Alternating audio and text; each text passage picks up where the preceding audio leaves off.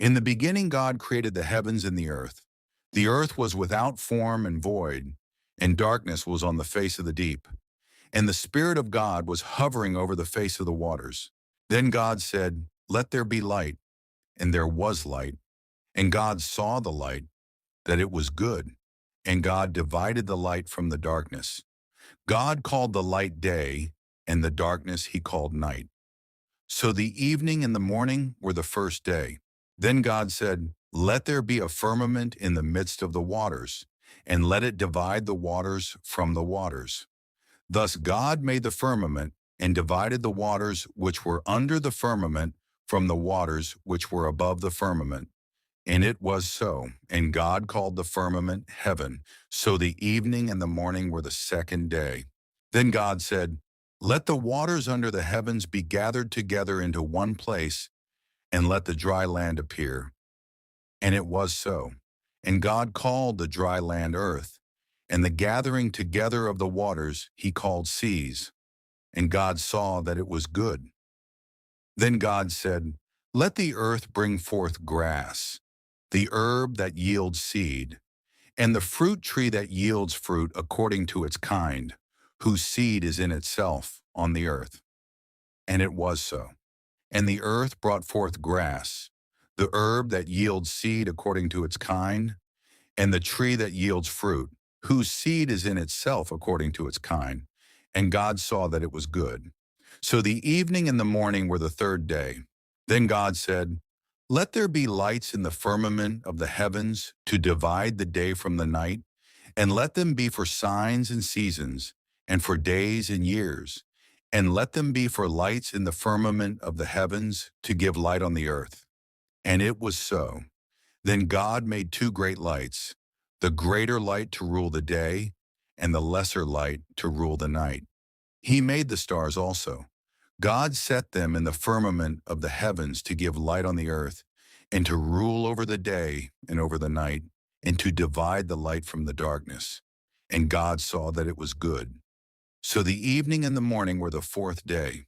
Then God said, "Let the waters abound with an abundance of living creatures, and let birds fly above the earth across the face of the firmament of the heavens."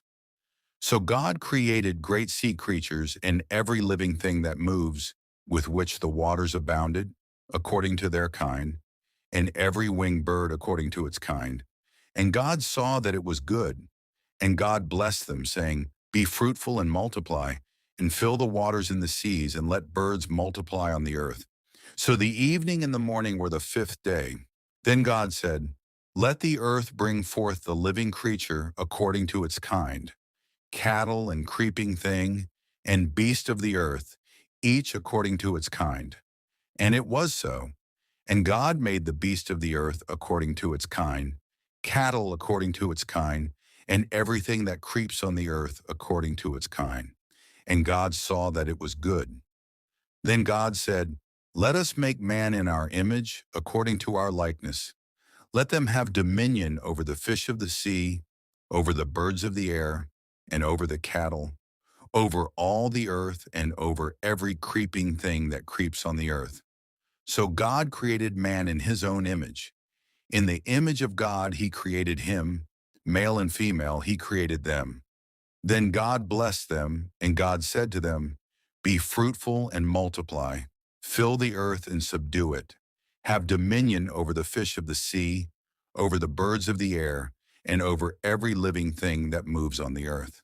And God said, "See, I have given you every herb that yields seed, which is on the face of all the earth, and every tree whose fruit yields seed. To you it shall be for food.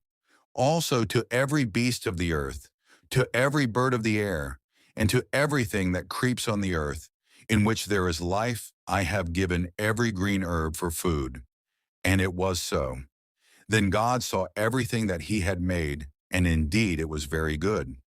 So the evening and the morning were the sixth day. Thus the heavens and the earth, and all the host of them, were finished. And on the seventh day God ended his work which he had done. And he rested on the seventh day from all his work which he had done.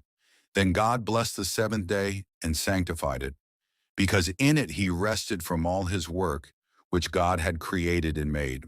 This is the history of the heavens and the earth when they were created. In the day that the Lord God made the earth and the heavens, before any plant of the field was in the earth, and before any herb of the field had grown. For the Lord God had not caused it to rain on the earth, and there was no man to till the ground. But a mist went up from the earth and watered the whole face of the ground.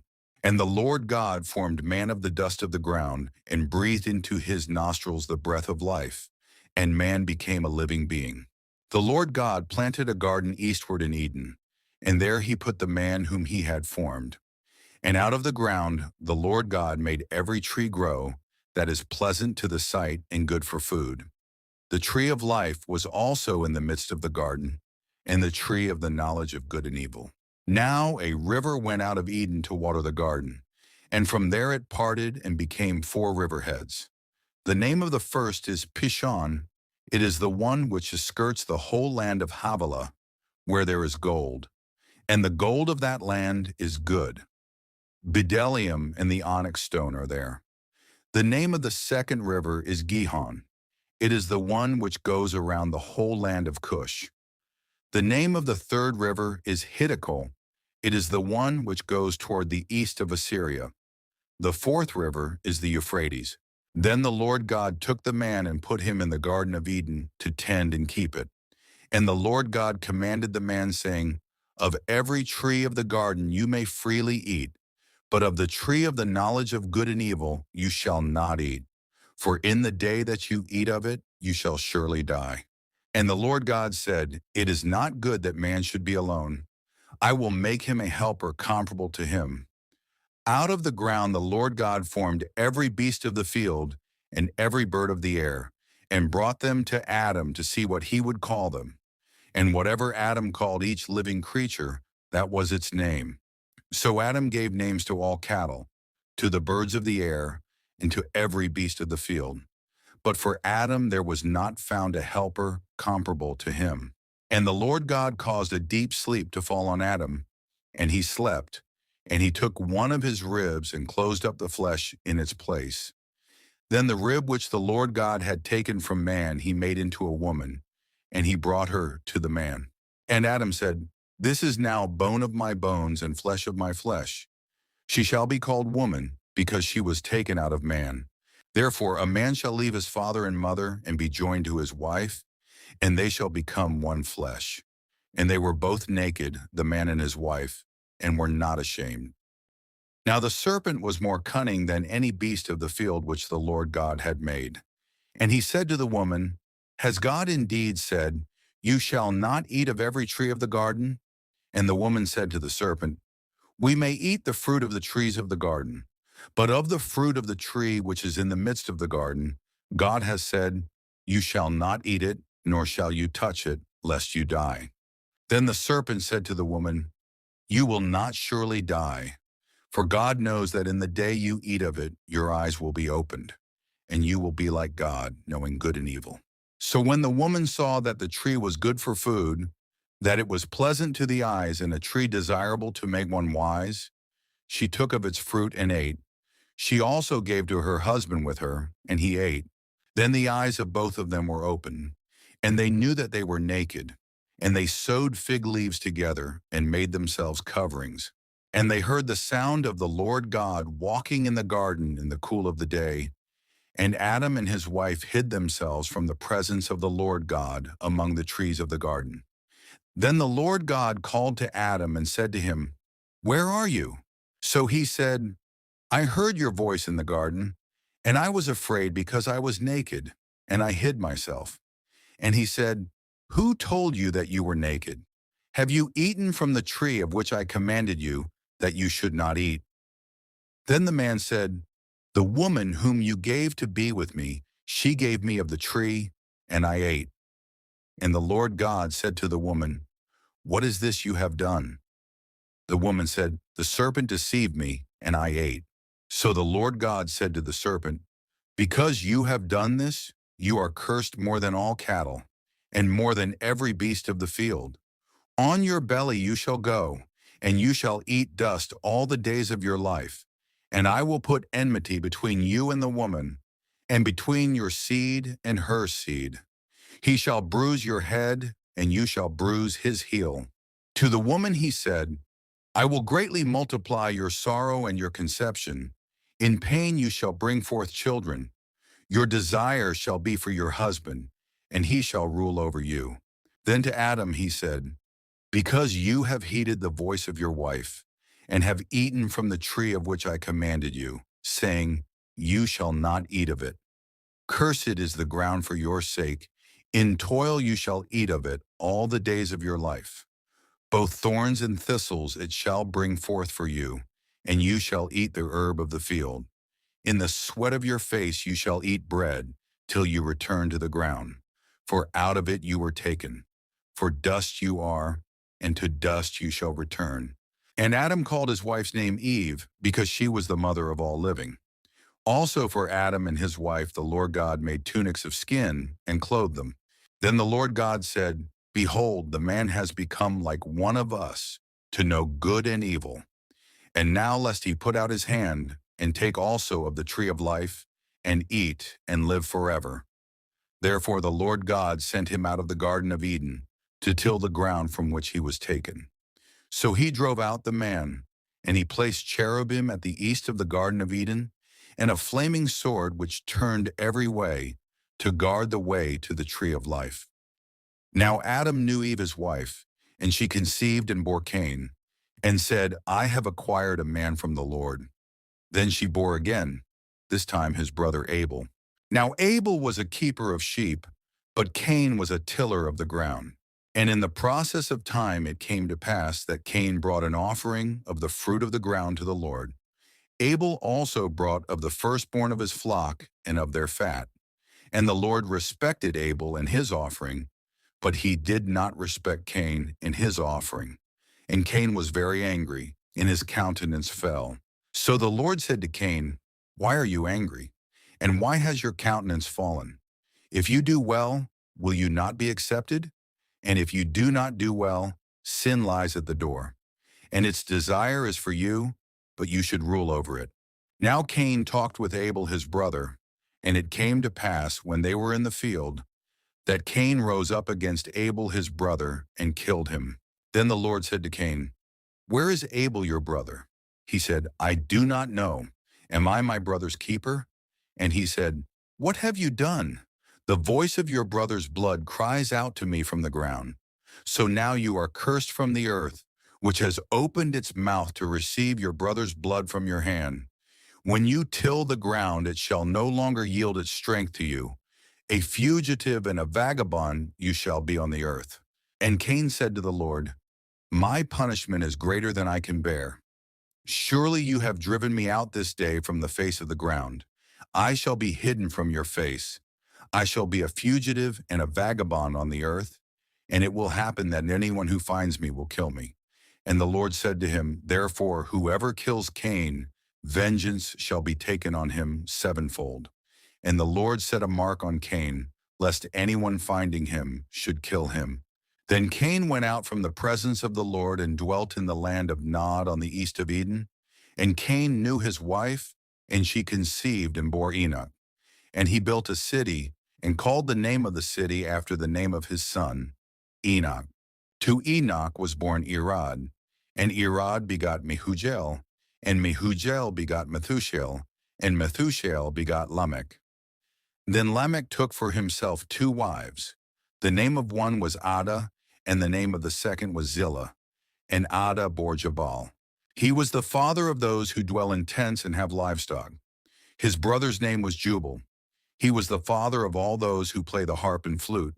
And as for Zillah, she also bore Tubal-Cain, an instructor of every craftsman in bronze and iron. And the sister of Tubal-Cain was Naamah. Then Lamech said to his wives, Ada and Zillah, hear my voice. Wives of Lamech, listen to my speech. For I have killed a man for wounding me, even a young man for hurting me. If Cain shall be avenged sevenfold, then Lamech 77-fold. And Adam knew his wife again, and she bore a son and named him Seth. For God has appointed another seed for me instead of Abel, whom Cain killed. And as for Seth, to him also a son was born, and he named him Enosh. Then men began to call on the name of the Lord. This is the book of the genealogy of Adam. In the day that God created man, he made him in the likeness of God. He created them male and female, and blessed them and called them mankind in the day they were created.